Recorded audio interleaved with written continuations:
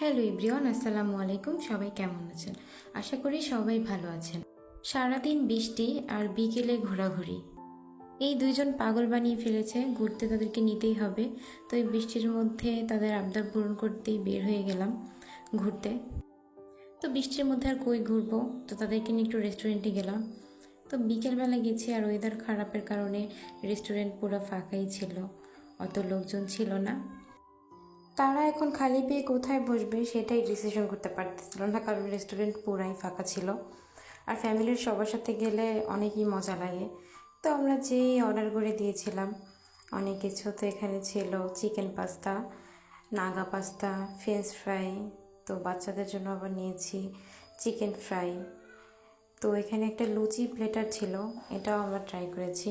তো এখানে অনেকবার গিয়েছি, প্রায় সব খাবারই খাওয়া হয়েছে। তো এগুলাই যেগুলো একটু ভালো লেগেছে সেগুলো অর্ডার করেছি। আর এটা ছিল ফালুদা।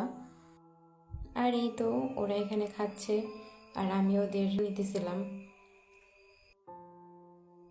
তো আমি এখানে নিয়েছিলাম লুচি প্লেটার। তো চিকেন তান্দুরি আর লুচি, এটা অনেক মজা ছিল। আর সাথে যে দই দেয় ওইটা বেশি মজা। তো এখানে সবাই মিলে আমরা খাচ্ছিলাম। তো খাবারগুলো অনেক মজা ছিল।